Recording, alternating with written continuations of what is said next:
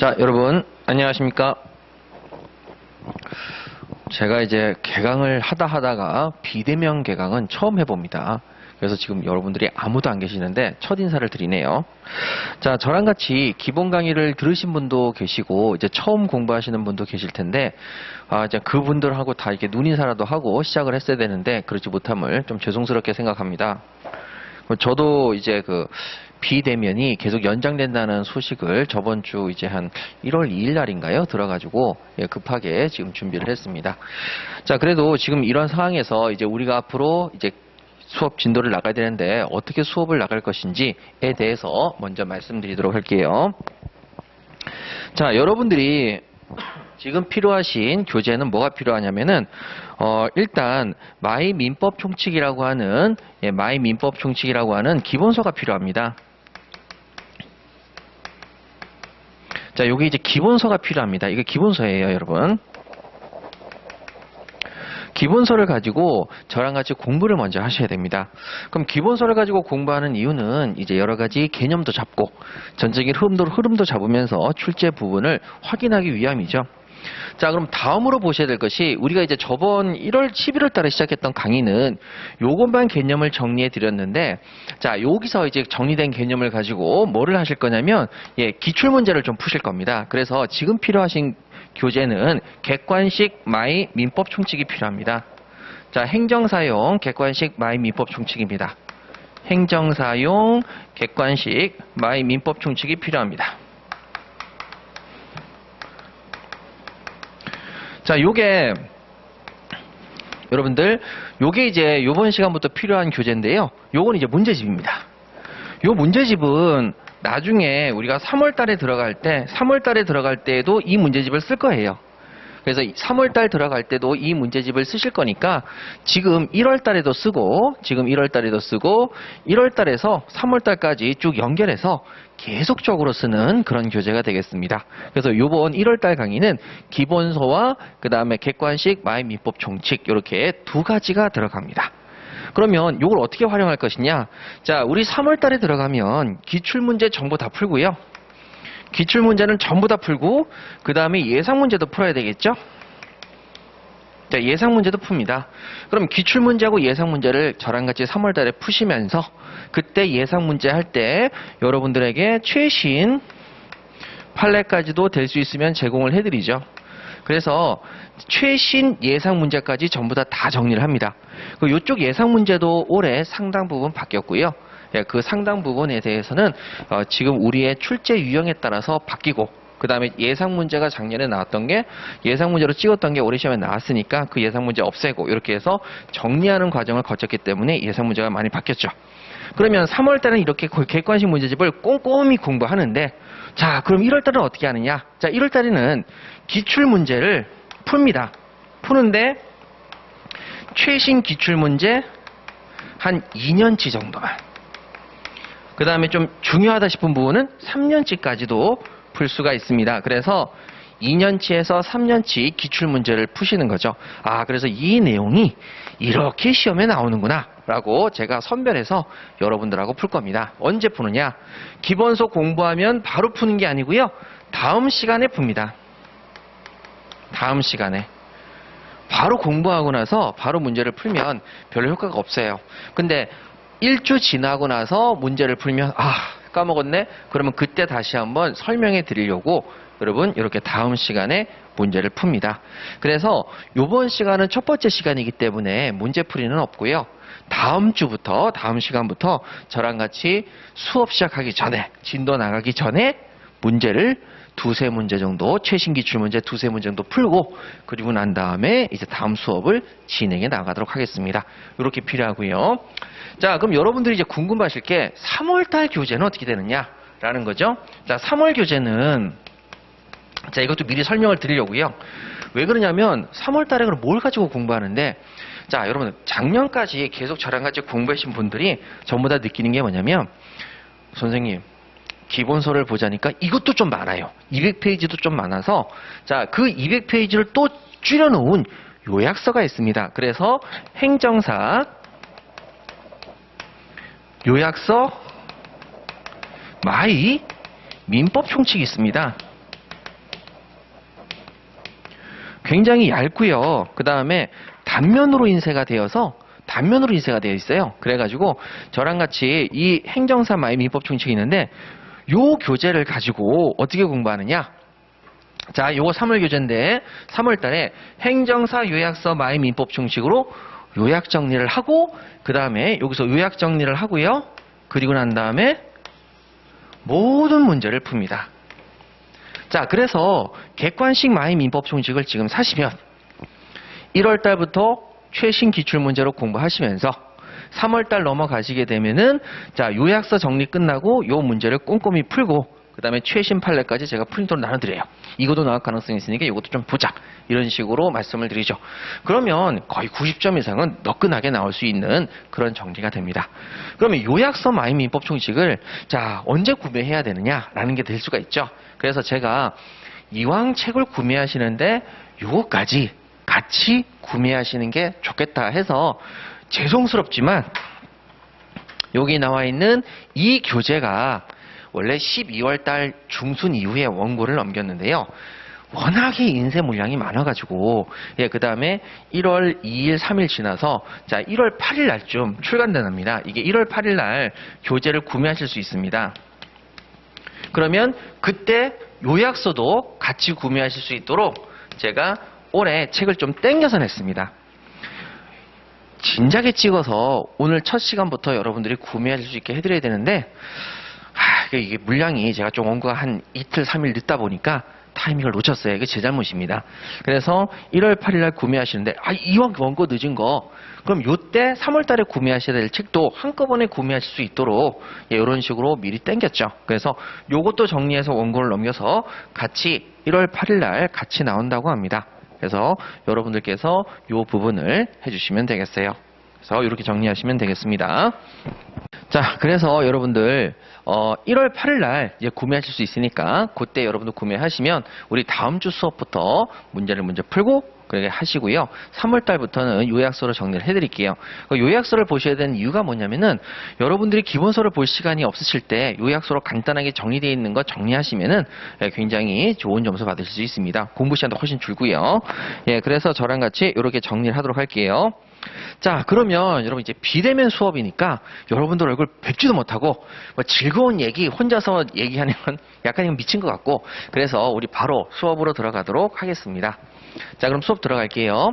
자, 이제 수업 들어가는데 제가 하나만 말씀드리도록 하겠습니다. 자, 지금 1월 달부터도 2차하고 같이 병행해서 공부하시는 자세가 굉장히 중요하거든요. 그래서 제가 이제 수업 내용을 할 때 요건 1차형입니다. 요건 2차까지 같이 갑니다. 2차까지 가니까 정신 바짝 차리고 요거 한 번만 들어두세요. 이렇게 해서 1차하고 2차를 구분해서 말씀드리면은 여러분들이 이거 2차에서 나중에 쓰이는 거구나 하고 표시만 조금 해놓으시면 나중에 공부하시기 쉽겠죠? 자, 이렇게 정리하시고요. 자, 그러면 이제 저는 이제 2차까지 여러분들을 계속 만나게 될 거니까 여러분들 당연히 1차 합격할 수 있어요. 그래서 2차까지 저랑 같이 만나게 되시는데 지금 교재를 완전히 제가 대대적으로 교체하고 있습니다. 왜 그러냐면 지금 문제 유형의 출제가 글쎄요, 이게 다들 잘 모르실 텐데 올해 엄청나게 바뀌었어요. 2차 과목, 사례 과목이 지금 올해 시험 출제가 엄청나게 바뀌었거든요. 그래서 교수님들이 옛날까지 출제를 안 한단 말이에요. 그래서 문제가 지금 대대적으로 싹 바뀌고 있어요. 그래서 그 점에 대해서는 여러분들하고 제 수업 시간에 필요한 부분이 있으면 잠깐 말씀을 드리도록 하겠습니다. 자, 그러면 우리 먼저 교재 한번 보시죠. 자, 우리 교재 9페이지 한번 보실까요? 자, 우리 먼저 교재 9페이지. 자, 서론 파트부터 보도록 할게요. 자, 저랑 같이 지금 저한테 있는 책이 지금 여러분들 제 페이지까지 잘 못 외워서 216페이지거든요.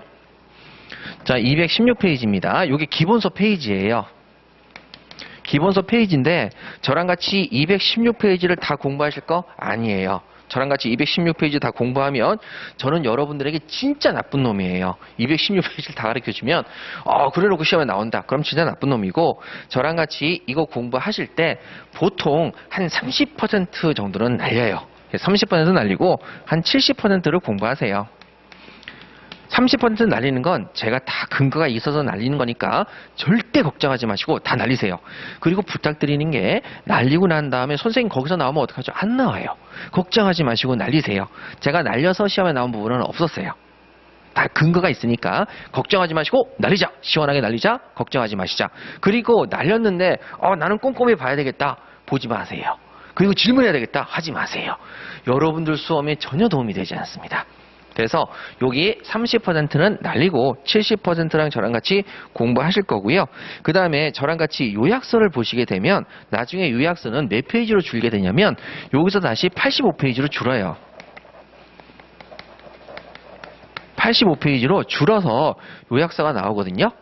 지금 제가 이제 작년 기준으로 85페이지니까 올해 86이 됐는지 87이 됐는지는 잘 모르겠지만 대략 이 정도 페이지예요. 그럼 결론적으로 여러분 몇 페이지죠? 50페이지 밑으로 떨어져요. 그러니까 50%보다 더 감해지는 거죠. 100페이지. 그래서 거의 한 60페이지 정도, 60% 정도는 감소가 될 겁니다. 그래서 여기 부분 이 85페이지 정도로 이렇게 줄어드니까 확 줄죠? 지금 여기선 30%만 줄고 여기선 더 줄죠? 이런 식으로 공부하시게 될 거예요. 그래도 좋은 점수가 나오십니다. 걱정하지 마시고. 자, 그 다음에 요약서니까 더 보시기 편하죠. 그래서 저랑 같이 이 30%를 날리는 거에 대해서 절대 불안감을 갖지 않으시길 바랍니다. 그러면 선생님, 모든 시험에서 다 30%를 날리느냐? 어떤 시험은 100%를 다 봐야 되는 시험도 있고 어떤 시험은 80%를 봐야 되는 게 있고 어떤 시험은 70%, 어떤 시험은 60% 이렇게만 봐야 되는 시험들이 다 제각각이 있어요. 그래서 그 시험들을 다 분석해서 하는 거니까 자, 우리는 70%만 본다. 그래서 제가 이렇게 말씀을 드리려고요. 9페이지 보시게 되면 안 봅니다. 설명도 안 합니다. 그런 거 설명하면 안 되죠. 사람이 아니죠. 자, 10페이지도 날리고 11페이지도 날리고 자, 이제 12페이지로 넘어오십니다. 자, 12페이지. 자, 제3절의 기초 정리죠. 자, 기초 정리가 나와 있는데 거기에는 조문을 읽는 방법이 나옵니다. 요거는 처음 공부하시는 분들에게는 조문을 읽는 방법을 보셔야 돼요. 왜? 서로 간에 약속이니까. 자, 그래서 로마자 1번에 조문을 읽는 방법이 나와 있는데 자, 그 밑에 보시면은요. 이렇게 써 있잖아요. 제 49조 이렇게 써 있습니다. 자, 이게 조문입니다. 그러니까 조문을 쓸 때 제1조, 제2조 이렇게 해서 순서적으로 제49조까지 나오고 거기 안에 가로가 있지 않습니까? 이 가로는 그 조문을 정리해 놓은 제목이라고 생각하시면 되겠습니다. 아, 이 조문의 제목. 자, 그래서 49조의 제목은 뭐냐면 법인의 등기사항. 아, 법인이 등기를 해야 되는 사항이구나 라는 거고 그 옆에 동그라미 1 해석의 내용이 써 있지 않습니까? 자, 그 밑에 동그라미 2 이렇게 해서 내용이 쓰여져 있지 않습니까? 자, 그러면 제가 여러분들에게 제49조 제2항을 보세요. 아, 이걸 보세요 라고 얘기할 때 어떻게 얘기를 써야 되느냐? 자, 양가로 기억 제49조 라고 읽는다. 양가로 니은 제49조 동그라미 1번을 제1항이라고 읽습니다. 그럼 동그라미 2는요? 제2항이라고 읽습니다. 자, 그래서 뒤에 붙이는 게 항이 붙습니다. 항. 그러면 제가 여러분들에게 제49조 제2항을 읽으세요. 그러면 제49조 동그라미 2번으로 가시면 되죠. 이렇게 서로 간에 언어를 약속해 놓는 겁니다. 그래야만 여러분들이 조문을 쉽게 찾으시니까요. 자, 그런데 제2항에 가니까 그 밑에 1점, 2점, 3점, 4점, 5점 이렇게 돼 있습니다. 자, 이렇게 돼 있는 걸 뭐라고 하냐면 서로 약속을 합니다. 그래서 거기 나와 있는 대로 호라고 부르기를 합니다. 그러면 제49조 제2항 그 다음에 얘는 제2호가 됩니다. 호라는 단어를 붙입니다. 그럼 얘는 제3호? 얘는 제4호겠죠. 자, 그래서 양가로 티귿 제49조 동그라미 1번에 1점. 그래서 뭐라고 되어 있냐면 제49조 제1항 제1호라고 읽습니다. 자, 그런데 조문을 좀 더 보시게 되면 자, 이렇게 나오는 조문이 있을 거예요. 가점, 나점, 다점 이렇게 나와 있는 조문이 있을 겁니다. 그럼 요건 어떻게 읽느냐? 목이라는 단어를 씁니다. 그래서 여기를 제-가목 해서 여기는 목이라는 단어를 붙입니다. 그래서 순서가 모든 조문을 만들 때 조, 항, 후, 목 이런 식으로 순서를 붙이는 거죠. 그래서 여기를 어떻게 읽느냐? 제49조, 제2항, 제3호의 제-가목 이렇게 해서 이름을 붙이시면 되시겠습니다. 아셨죠? 이렇게 해서 여러분들 조문을 읽는 방법을 쭉 써놨으니까 요것을 연습하셔서 제가 여러분들에게 수업 중에 여러분 제 49조 제2항 3호를 보세요. 그러면 여기를 찾아서 보실 수 있어야 되겠습니다. 자, 이렇게 정리하시고요. 자, 로마자 이번에 기초 영어 정리 해가지고 자 1번에 선의와 악의가 있습니다. 자, 선의는 착할 선자의 뜻의자를 쓰고 악의는 악할 악자의 뜻의자를 씁니다. 그러면 선의는 좋은 뜻, 착한 뜻, 악의는 나쁜 뜻 이렇게 생각할 수 있는데 우리나라의 민법은 우리나라에서 만드는 게 아니고 일본으로부터 넘어옵니다. 그럼 일본에서 만든 이 용어는 일본에서 만드는 이 법은 일본 용어지요. 그러니까 일본의 개념이 이렇게 들어가 있습니다. 그래서 우리가 일반적으로 쓰는 용어랑은 좀 차이점이 있습니다. 그럼 일본의 용어는 일본에서 만드는 건데 그 일본의 법을 만드는 것이냐? 그게 아니라 독일의 법을 수입해 와서 일본이 자기네 용어로 바꿔서 이렇게 만드는 겁니다. 그래서 용어가 굉장히 생소하다. 자, 그러면 1번에 선의 하기가 있는데 양가로 기억의 선의는 어떤 사정을 알지 못하는 것을 선이라고 하고 악의는 어떤 사정을 아는 것을 악이라고 합니다. 그래서 옆에 있는 사람을 처음 봐서 알지 못한다. 그러면 옆에 있는 사람에게 선인 거죠. 근데 옆에 있는 사람을 조금 며칠 공부를 해서 알게 되었다. 그러면 악의가 되는 거죠. 예, 이런 식으로 선의는 모른다, 악의는 안다 이런 뜻으로 가시죠. 자, 그럼 여러분들이 헷갈릴 수 있는 게 제 2번에 고의하고 과실입니다. 자, 그러면 고의나 과실은 뭐냐?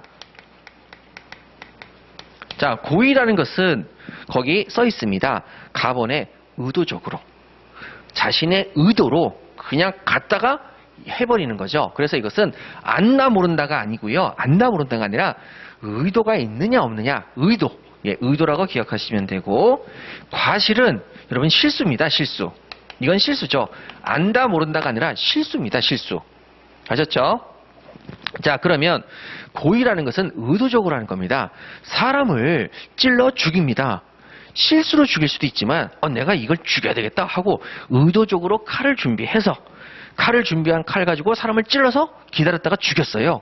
그러면 고의로 죽인 겁니까? 과실로 죽인 겁니까? 의도적으로 죽인 것이기 때문에 고의로 죽였다 이렇게 얘기하는 거죠. 그런데 죽일 사람이 누구인지 알고 있었다. 그러면 악일 겁니다. 그런데 자, A를 죽여야지 하고 A를 죽이려고 의도적으로 기다리고 있는데 A인 줄 알고 B를 죽였어요. 자, 그러면 의도적으로 사람은 죽였죠. 그런데 B라는 사실을 알았다 몰랐다? 몰랐죠. 그때는 선이겠죠. 그러니까 안다 모른다와 의도와 과실은 실수는 전혀 다른 문제입니다. 아셨죠? 자, 그래서 자, 고의는 의도적으로, 과실은 실수다. 자, 되셨죠? 그럼 가벌에 고의 가시면 의도적으로, 고의란 일정한 결과의 발생을 인식하면서 의도적으로 행하는 것. 굉장히 어렵죠. 시험에 안 나오는 문구니까 고의는 의도적이다. 이렇게만 기억하시면 되겠네요. 자, 나번에 과실, 실수죠. 자, 실수가 있는데 그 실수는 자, 양가로 기억에 의의가 있습니다. 과실이란 일정한 결과의 발생을 주의 부족으로 인식하지 못해서 결과를 피할 수 없게 되는 것. 여러분, 포인트가 뭐겠습니까? 주의 부족입니다. 자, 과실로 사람을 다치게 했다. 자, 차를 몰고 가고 있는데 어떤 사람이 튀어나와서 골목에서 튀어나와서 쾅 부딪혀서 그 사람을 죽게 만들었다. 의도적으로 한 건 아니죠. 그런데 주의가 부족해서 실수로 사람을 다치게 한 거죠. 운전자는 사람이 언제든지 튀어나올 수 있다는 것을 인식해야 되는 주의를 가지고 있는데 그 주의가 부족해서 사람을 다치게 한 것이죠. 이게 과실입니다. 주의 부족. 그런데 이 주의 부족은 여러분, 자, 다시 추상적 과실과 구체적 과실로 나눠진다라고 얘기합니다.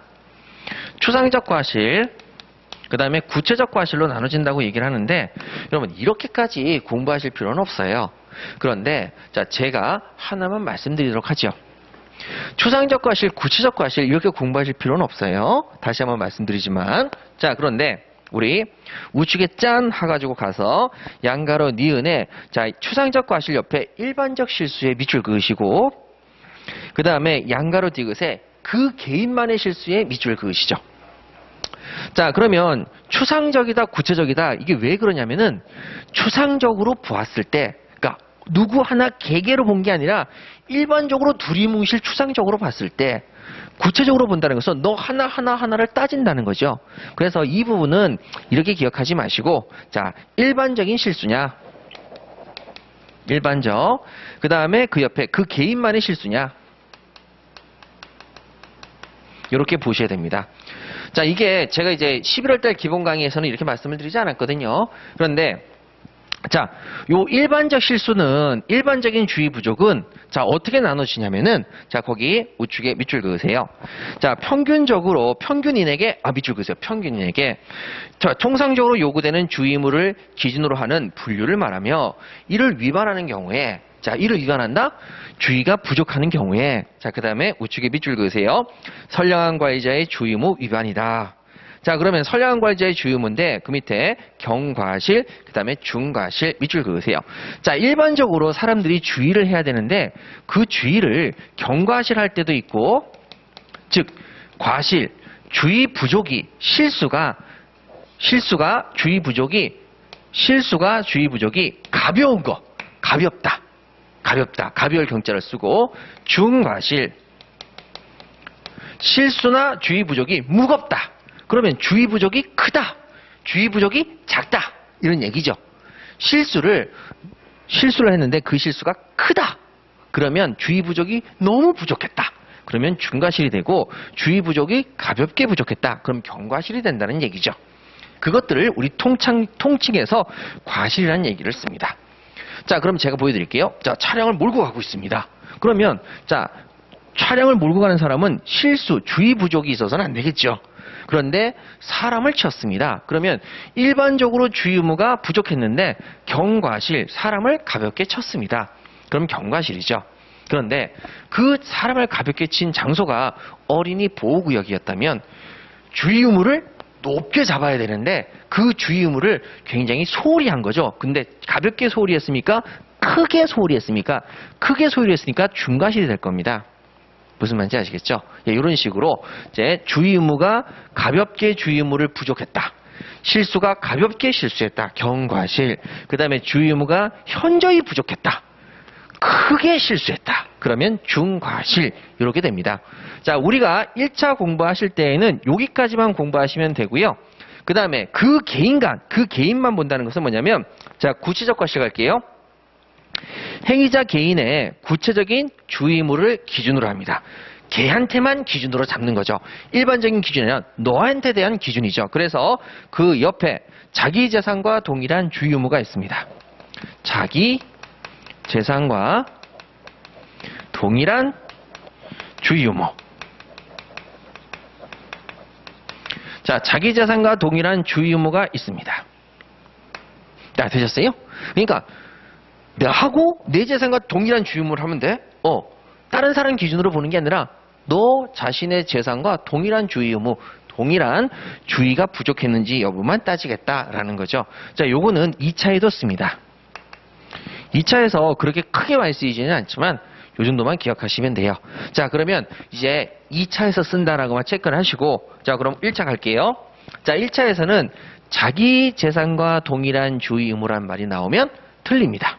이 단어가 나오면, 우리가 객관식을 공부할 때 이 단어가 나오면 무조건 틀린 지문이 되겠습니다. 자, 그럼 우리 1차 공부할 때는 뭐만 공부하면 된다고요? 가벼운 과실, 경과실, 무거운 과실, 중과실, 의도적으로 하는 것, 고의, 몰랐다, 선의, 알았다, 악의, 이런 식으로 가시면 되겠습니다. 자, 이렇게 정리하시고요. 자, 이제 13페이지 가시면 양자의 연습 한번 가보도록 하겠습니다. 자, 양자의 연습, 뭐를 연습할 것이냐? 선의, 악의와 고의, 과실을 한꺼번에 모아서 연습하실 겁니다. 자, 저랑 같이 제일 처음에 작년에 11월 달부터 공부하신 분들이 아니 가본의 내용이 언제 나옵니까? 하고 3번의 가 내용에 대해서 굉장히 질문하셨어요. 궁금하다. 이거 어떻게 된 거냐? 그래서 제가 참아라. 한 5회 정도 넘어가면 그때서부터 알 수 있다. 그래서 잘 참으셨다가 그걸 보는 순간에 까먹은 거죠. 처음에 공부했던 걸 까먹었습니다. 그래서 안 돼요. 지금 공부하신 거 오래 가질 수 있도록 설명드릴 테니까 여러분도 반드시 기억하시기 바랍니다. 자, 그럼 3번에 양자의 연습 보실게요. 자, 우리가 앞으로 공부하실 때 이런 조문이 나옵니다. 자, 알았거나 이거 자유롭게 자유자재로 저랑 연습하셔야 됩니다. 이거는 1차, 2차 다 쓰이기 때문에 정신을 바짝 차리시고 꼭 기억하셔야 되는 부분이 되겠습니다. 알았거나 알 수 있었을 때, 자, 무효로 한다. 자, 이런 식으로 조문이 있다고 치죠. 자, 뭐로 한다? 무효로 한다. 무효. 무효가 뭔데요? 무효? 효력이 없다는 겁니다. 자, 무효는 뭐라고요? 효력이 없다. 자, 무효는 효력이 없다. 그러면 결혼을 했는데 효력이 없다. 무효다. 이런 얘기 쓰죠. 물건을 샀는데 무효다. 이렇게 하면 그 물건에 대한 계약은 효력이 없는 거죠. 효력이 없다. 무효입니다. 자, 그러면 우리 공부했던 거 한번 볼게요. 알았? 여러분, 알았답니다. 뭘 알았다고요? 알았대요. 그럼 뭘 알았겠죠? 알았다. 그럼 우리 아까 전에 공부했죠. 뭘로 표현하기로 했다? 선이다, 악이다. 악입니다. 그래서 여기는 악입니다. 악이. 자, 알았 이런 얘기 나오면 악이네. 나는 또는입니다. 소악으로 또는. 자, 그런데 여기서 걸리는 게 이겁니다. 알 수 있었을 때 절대 잊지 말라고 하는데 정말 잘 까먹어요. 자, 알 수 있었다. 야, 운전을 하다가 교통사고로 사람을 다치게 해서 피할 수 있었는데 왜 못 피했어? 아, 제가 조금 방심을 했다. 핸드폰을 봤다. 피할 수 있었는데 못 피했다. 결론적으로 이게 뭐냐? 바로 주의 부족이죠. 알 수 있었는데 몰랐잖아. 주의가 부족한 거죠. 실수입니다. 이게 뭐라고요? 과실. 자, 그래서 과실이 되겠습니다. 요거 기억하셔야 돼요. 자, 악의 또는 과실. 알았거나 알 수 있었을 때 악의 또는 과실 때 뭐가 된다? 무효다. 그러면 자, 요때 무효가 된답니다. 됐죠? 자, 그러면 무효가 되기 위해서는 악의가 있거나 또는 과실이 있을 때 무효가 된답니다. 자, 또는이란 단어의 뜻은 뭡니까? 둘 다 있어야 된다는 겁니까? 하나만 있어도 된다는 겁니까? 하나만 있어도 무효가 된다는 겁니다.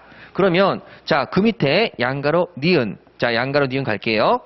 자, 그러면 양가로 니은 가니까 요렇게 요걸 이렇게 한번 바꿔놓고, 자, 바꿔놓고 그 다음에 자, 너는 악의는 있었는데 그리고 악의가 있고 근데 그 밑에 나와 있는 거 그대로 간다면 과실도 있어.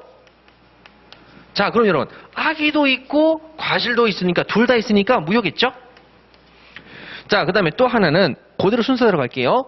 악의는 있는데 너는 과실은 없더라. 실수는 없더라.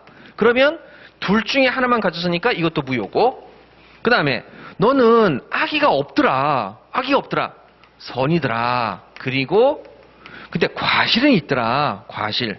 그러면 둘 중에 하나를 가졌으니까 이것도 무효고, 자, 넌 선인데 그리고 과실도 없더라. 무과실. 과실이 없으니까 무과실. 과실이 없더라. 실수가 없더라. 그러면 선이 악의도 아니고 과실도 없으니까 그러면 무효가 될 필요가 없는 거죠. 악의도 없고 과실도 없으니까 무효가 아니라 그건 유효더라. 이렇게 바뀝니다. 그러면 여기서 이걸 다 지워버리셔야 돼요. 이렇게. 이건 시험에 안 나와요. 과정이니까 보여드릴 뿐이죠. 그럼 결론적으로 자, 무효를 유효로 바꾸세요 라고 한다면 악의의 반대말인 뭐를 쓰시면 됩니까? 선의를 쓰시면 됩니다. 또는의 반대말인 그리고를 쓰시면 됩니다. 그리고 과실의 반대말인 과실 없다, 무과실 이렇게 쓰시면 됩니다. 그러면 무효의 반대말이 뭐를 쓰시면 되죠? 유효. 그래서 여러분 거기 나와 있는 가번에 알았거나 알 수 있었을 경우를 무효로 한다. 자, 그 지문에 밑줄 그으시고 양가로 기억에 악의 또는 과실일 때 무효로 한다. 양가로 기억 밑줄 그으시고 나머지는 전부 다 지우시고 양가로 미음에 선의 그리고 무과실 경우에 유효로 한다. 요거 밑줄 그으셔야 됩니다. 이렇게 세 가지는 반드시 기억하시고 자유자재로, 제가 다시 한번 말씀드리지만 1, 2차 통틀어서 자유자재로 요거를 바꿔서 쓰실 수 있도록 연습을 해야 됩니다. 그러면 선이 그리고 무가실 때 유효다. 그럼 무효로 만들려면 뭘로 바꾸셔야 되겠어요? 악이 또는 과실 때 무효다. 그럼 다시 문장을 만들면 어떻게 됐어요? 알았거나 알 수 있었을 때 무효다. 이렇게 자유자재로 바꾸셔야 된다는 건 진짜 제가 강조해서 말씀드립니다. 절대 이 부분은 나중에 못 배웠는데요? 모르는데 그러면 안 됩니다. 주관식에서 이거 써야 됩니다. 1차 때 무조건 해야 되고 2차 때 더 중요합니다. 꼭 다시 한번 말씀드리는데 정확하게 기억해 주시기 바랍니다. 자, 이 정도 얘기했으면 안 까먹어야 되겠죠? 까먹습니다. 그럴 때 좌절하지 마세요. 언젠간 기억하게 됩니다. 시험 직전까지는. 자, 그러면 여러분 13페이지 밑에 이제는 이런 문장이 나오는데 어떻게 할 건지 한번 볼게요. 알았거나 중대한 과실이 있는 경우엔 무효로 한다. 자, 그러면 바꿔볼까요? 뭐로 바꾼다? 악의. 거나 뭐로 바꾼다? 또는 중대한 과실 줄여서 중과실. 자, 그랬을 때 뭐로 한다? 무효로 한다. 이렇게 되겠죠? 그러면 무효를 유효로 바꿔보겠습니다. 악의의 반대말이 뭐죠? 선의. 또는의 반대말이 그리고. 중과실의 반대말이 중과실 없다, 무중과실. 그랬을 때 선의가 되겠습니다. 유효가 되겠습니다. 자, 그래서 나번에 알았거나 중대한 과실 있는 경우는 무효로 한다. 양가로 기억. 악의 또는 중과실일 경우에는 무효로 한다. 그 다음에 미음으로 쭈르륵 내려가셔서 선의 그리고 무중과실일 경우에 뭐로 한다? 유효로 한다. 이렇게 세 가지 자유자재로 넘나드시면서 바꿀 수 있어야 된다. 아셨죠? 꼭 기억하시기 바랍니다. 엄청 중요합니다. 아셨죠? 그 11월 달에 공부하셨던 분들은 이게 왜 중요한지 난 이제 알지 라고 얘기할 수 있겠죠. 자, 그러면 우리 14페이지로 가셔서 이제 법 1을 한번 공부해 보시도록 하겠습니다. 자, 제1조 민법의 법 1이죠. 자, 여기는 여러분 잘 공부하셨으니까 꼭 좀 기억해 주시고, 자, 민법의 법 1으로 가겠습니다.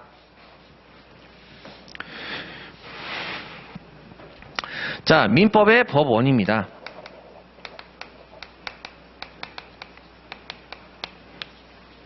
먼저 법 1의 한문의 뜻을 아실 필요가 있습니다. 자, 일단 이 민법의 법 1인데, 자, 이게 한문으로 따지자면은요. 법자에다가 그 다음에 근원 원자입니다. 제가 한문을 거의 안 씁니다. 쓰는 게 몇 개 안 되는데 요거는 기억해 두셔야 됩니다. 눈으로 이렇게 보셔야 됩니다. 이것이 민법의 법을 할 때는 요런 한문을 씁니다. 그러면 이 원이 뭐냐? 수원지 할 때 원자입니다. 수원지. 그래서 물수변입니다. 수원지. 물이 근원적으로 나오는 곳. 그러면 법을 만드는 근원이 뭐냐? 이걸 묻는 겁니다. 수원지처럼 물이 나오는 것이 수원지잖아요. 그러면 물의 근원은 어디냐? 법을 만들게 된 근원은 어디 것이냐? 라고 하는 게 법 1입니다. 그러면 법을 왜 만들었지? 라고 물어보니까 분쟁 해결하는 기준으로 만드는 거죠. 서로 간에 다퉜는데 우리 법률로 해결하자. 그래서 법을 만들게 된 것이 분쟁 해결입니다. 자, 요게 바로 분쟁 해결이죠. 그런데 왜 제가 한문을 기억하시라고 하냐면 우리가 이런 게 있습니다. 민법의 법원. 자, 이게 제1조에 있는데요. 자, 민법 제1조에 있는데, 자, 그게 아니라 어떤 법원이냐면 지방법원, 고등법원, 대법원 해가지고 법관들이 모여있는 장소가 있습니다. 지방법원, 고등법원, 대법원 해가지고 이렇게 법관들이 모여있는 장소가 있는데 그건 한문으로 법법자에다가 요 원자를 씁니다. 요게 다르죠. 그러니까 요거는 지방법원, 고등법원, 대법원, 즉 법관들이 모여있는 장소를 나타내는 법원이고, 여기 있는 법원은 민법 제1조의 법원은 분쟁 해결을 위해서 만드는 것이다. 그렇게 해서 기억하셔야 됩니다. 그걸 구별하자는 거죠. 자, 되셨고요. 자, 그래서 제가 교재에 써놨죠. 자, 14페이지를 한번 보세요. 자, 14페이지 보시면 맨 위에 제1절 민법의 법 1 해가지고 이렇게 써놨죠. 자, 그 다음에 그 밑에 로마자 1번 가시면 법원 있습니다. 제1조 법원. 그래서 법원이 요 법원을 말합니다. 제1조의 법원.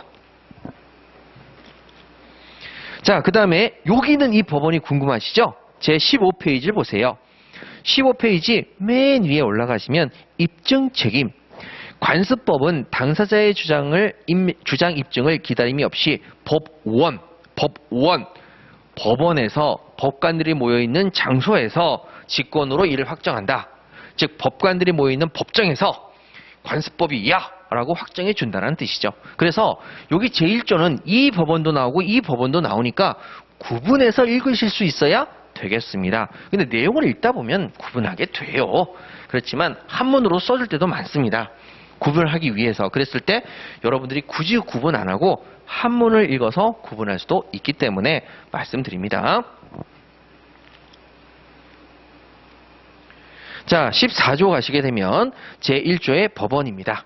자, 거기 먼저 밑줄 그어보세요. 민사에 관하여 밑줄 쭉 그으시고 한마디로 말해서 민사에 관해서 민사상 분쟁이 생겼는데 이런 뜻입니다. 그 옆에 어떻게 해결합니까? 하니까 법률의 규정 밑줄 그으세요. 법률의 규정으로 해결해. 근데 법률의 규정이 없으면 어떡합니까? 그 옆에 관습법에 밑줄 그으세요. 관습법으로 해결해. 관습법도 없으면 어떻게 해결합니까? 그럼 그 옆에 또 밑줄 그으세요. 조리에 의한다. 조리 밑줄 그으십니다. 그러니까 우리가 어떤 사건이 생겼을 때 분쟁으로 해결하는 방법은 법률의 규정을 먼저 통해서 해결을 하고 법률이 없다면 관습법을 통해서 해결을 하고 관습법도 없다면 조리에 의해서 해결해라. 이게 분쟁을 해결하는 기준입니다. 분쟁 해결 기준, 법률, 관습법, 관습법도 없으면 조리, 이렇게 해결하는 순서입니다. 자, 그러면 여러분들하고 이제 여기 부분을 들어갈 건데 먼저 조리가 뭔지 먼저 이것부터 살펴볼까요? 자, 뒤쪽으로 넘겨보시겠습니다. 자, 16페이지 가시면 4번에 조리입니다. 조리. 자, 조리. 자, 거기 양가로 기역의 의죠. 자, 제가 읽어보겠습니다.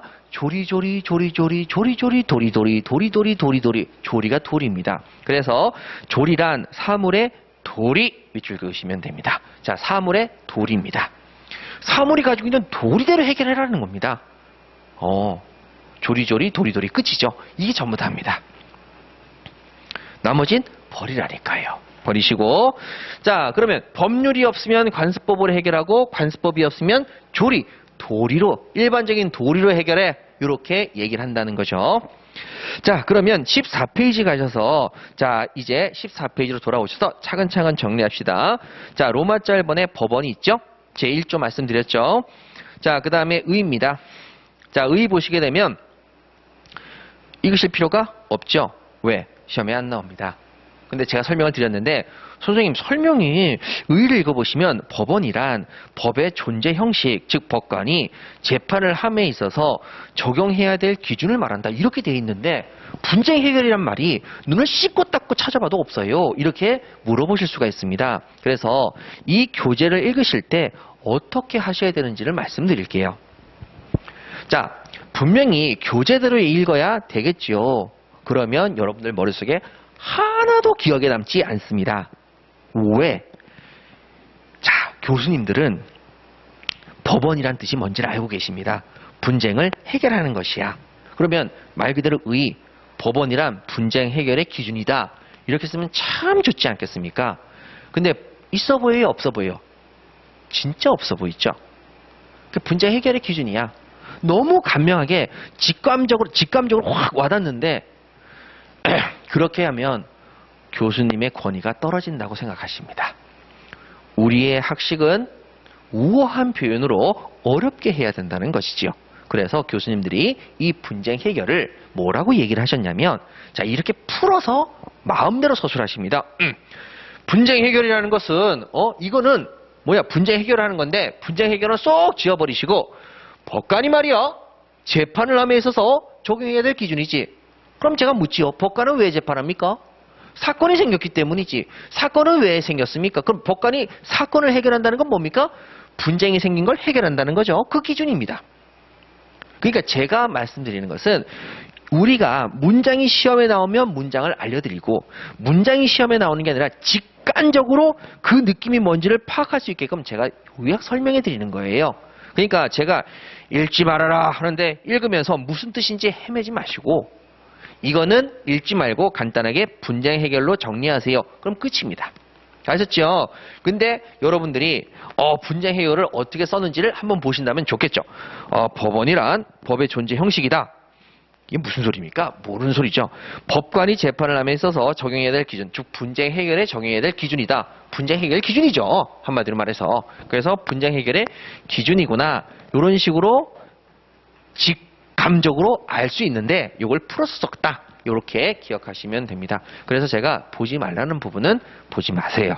보실 필요가 없습니다. 이렇게 의의가 시험에 안 나오니까요. 쓸데없는 생각을 하나 더 추가하시는 것뿐입니다. 자, 그러면 우리 분쟁 해결의 기준이다.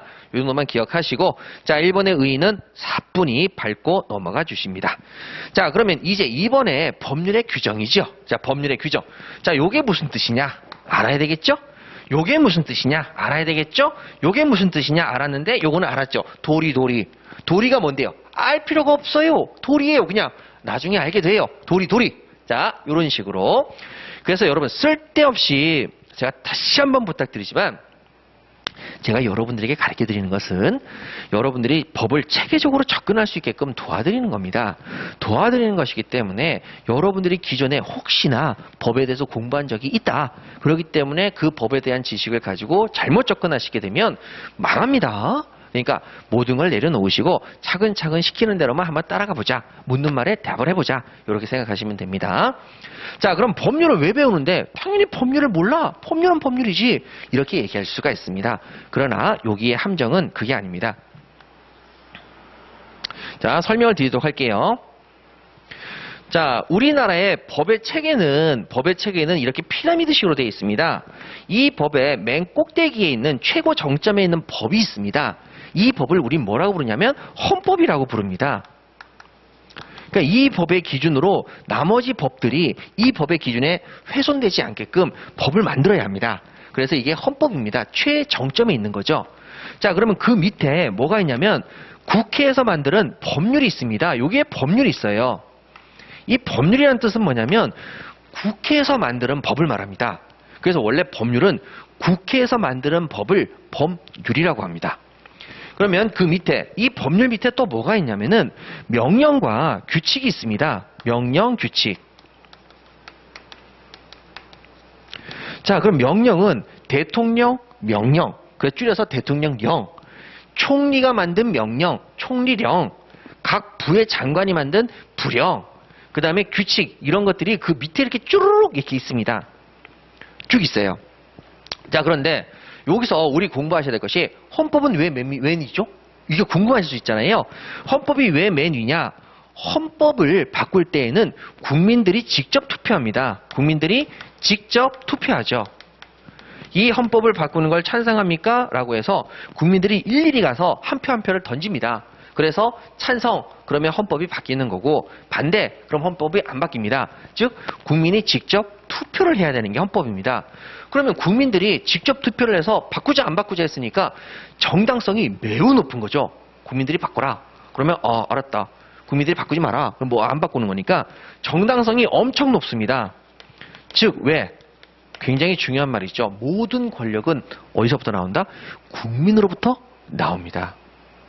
그래서 우리 국민들의 뜻이 국가를 운영하는 가장 큰 정당성을 가지고 있는 것이죠. 예, 이게 바로 법의 체계의 맨 위에 올라가 있는 그런 뜻입니다. 그러면 국회가 만드는 법은 왜 다음이냐? 자, 국민들이 투표를 하는데요. 국민들이 국회의원들이 만드는 표에다가 법률에다가 직접 투표합니까?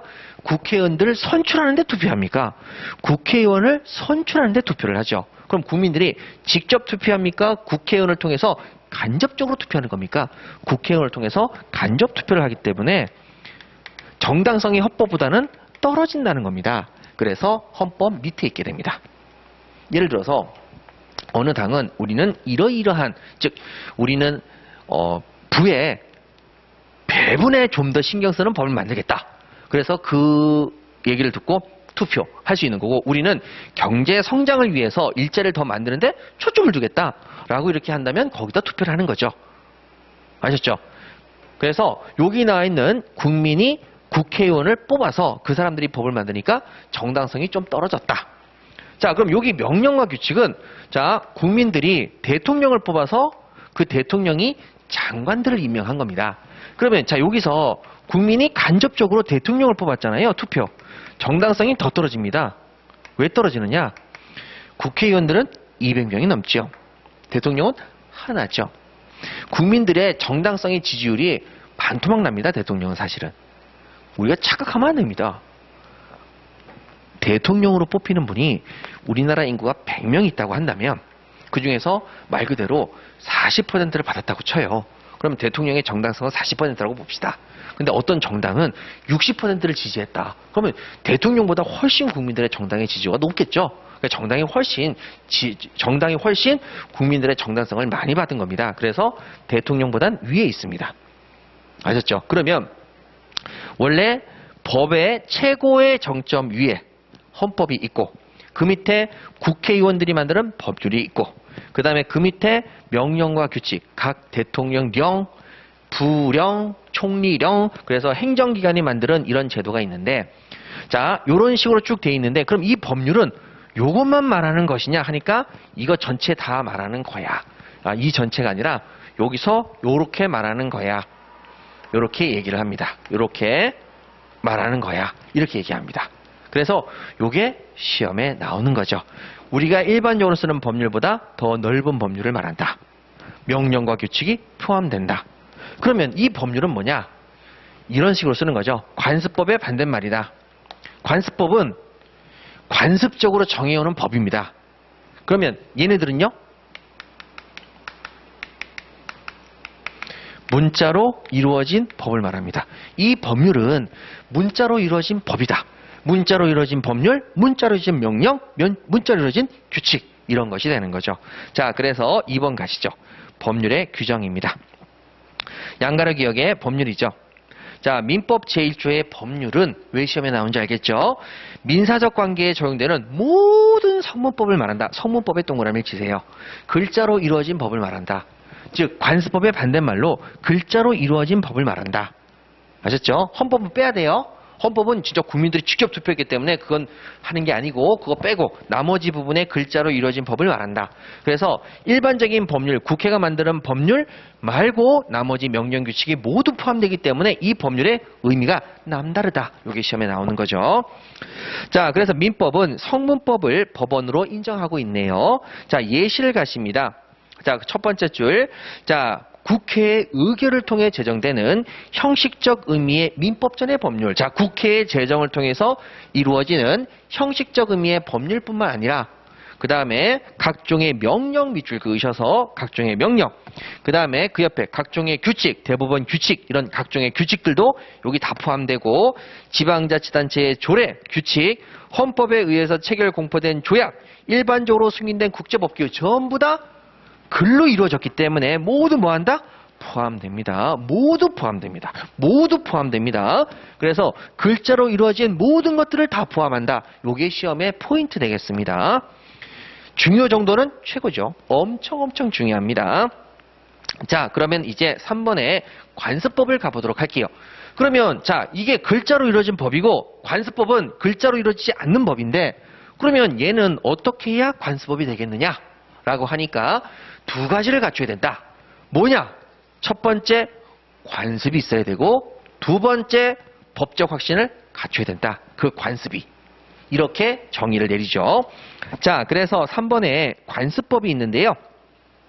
자, 의입니다. 의. 자, 그러면 저랑 같이 그냥 읽어만 볼게요. 밑줄 긋지 마시고.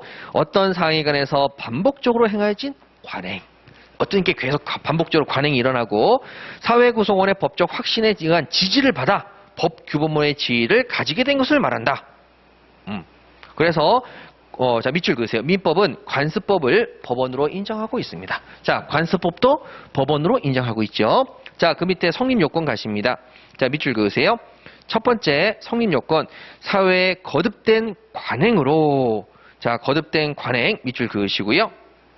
우측에 사회의 법적 확신과 승인의 인식에 의해서 법적 규범으로 승인, 강행되기에 이른 것 밑줄 그으십니다. 관행과 법적 확신이 있어야만 관습법이 되겠습니다. 자, 다번에 입증 책임입니다. 야, 이게 관습법이 있다는 걸 누가 입증하니? 라고 하니까 법은 누가 입증한다? 법관이 입증한다. 법관이 모이는 곳이 어디다? 법원이다. 그래서 법원에서 입증한다. 자, 입증 책임 가시죠. 관습법은 당사자의 주장 입증을 기다림이 없이 법원이 직권으로 이를 확정합니다. 자, 법은 있는지 없는지를 누가 판결해야 되겠죠? 누가 확정해야 되겠죠? 법관들이 다 뒤져보고 확정해야 되겠죠? 법관들이 모이는 법원에서 이를 확정합니다. 자, 되셨고요. 자, 그 다음에 라본의 효과 부분을 들어가셔야 되는데, 자, 효과 부분에 대해서는 우리 잠깐 쉬었다가 계속 하도록 하겠습니다. 효과 부분은 잠시만 쉬시죠.